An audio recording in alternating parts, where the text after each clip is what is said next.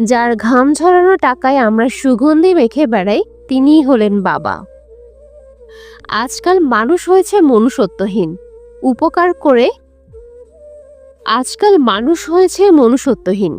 উপকার করে না কেউ, নিজের স্বার্থহীন।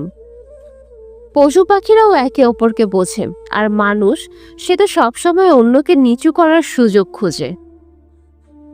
নিজের সম্মান বিসর্জন দিয়ে মানুষের সাথে সম্পর্ক বজায় রাখার কোনো মানেই হয় না। যেখানে নিজের সম্মান নেই, সেখান থেকে বরং নিজেকে সরিয়ে নেওয়াই ভালো। কারো মুখের হাসি দেখার জন্য নিজের কান্নাটা লুকিয়ে রাখার নামই হয়তো জীবন। গুরুত্ব বোঝাতে হলে অনেক সময় দূরত্বের প্রয়োজন হয়।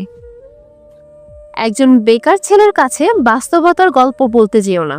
একটা কালো মেয়ের কাছে বাস্তবতার গল্প বলতে যেও না। একজন গরিব বাবার কাছেও বাস্তবতার গল্প বলতে যেও না। কারো অবহেলায় প্রতি মুহূর্তে কষ্ট পাওয়ার থেকে লুকিয়ে প্রতি মুহূর্তে চোখের জল মোছার থেকে তাকেই মুছে দিন। নয়তো নিজেকে আর নিজের ভিতরে খুঁজে পাবেন না, নিজেকে ভালোবাসতে ভুলে যাবেন। মিথ্যার চেয়ে বেশি ভয়ঙ্কর হলো অর্ধেক সত্য।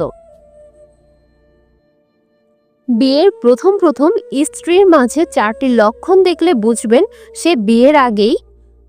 1. বিয়ের আগে জীবনের গল্প সব মেয়েই করে, কিন্তু সেই গল্পের মধ্যে যদি কোনো একটা ছেলের নাম থাকে, যে নামটা তার বিয়ের আগের জীবনের অনেক কাজের সাথে অনেক সময়ের সাথে জড়িয়ে থাকে, সেই নামটা যদি তার মুখে বারবার শুনতে পাওয়া যায় এবং বিয়ের পরেও যদি তার সাথে যোগাযোগ করে যেতে চায়, এখানে একটু সন্দেহ থেকে যায়। 2. তার আত্মীয় স্বজনের মধ্যে এমন কোনো ছেলে যার প্রশংসায় পঞ্চমুখ। 3.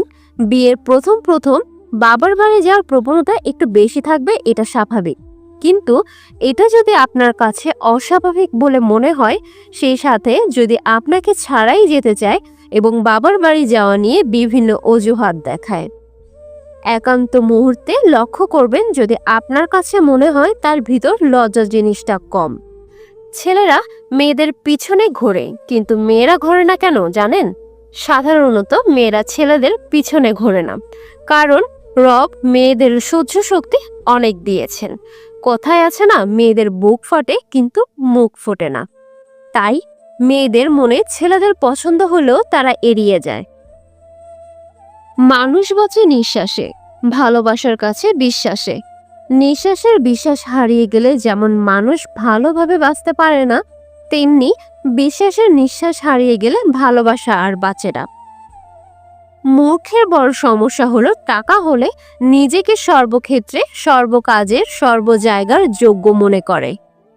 সময়ের হাত থাকে না, কিন্তু মাঝে মাঝে সে এমন থাপ্পড় মারে যেটা সারা জীবন মনে থাকে।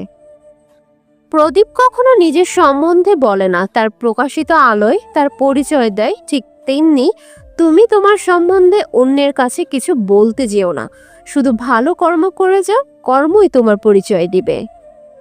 একজন মায়ের কাছে বাস্তবতার গল্প বলতে যেও না, কেননা এরাই একটা বাস্তবতা গল্পের চরিত্র। এদের আর বাস্তবতার গল্প শোনানোর প্রয়োজন পড়ে না। কষ্ট সবারই একই রকম হয়, কিন্তু মনোবল সবার ভিন্ন ভিন্ন হয়। কেউ ডিপ্রেশনে পড়ে ভেঙে যায়, আর কেউ বা লড়াই করে উপরে যায়। ধোঁকা সাথে চলা মানুষগুলোই দেয়।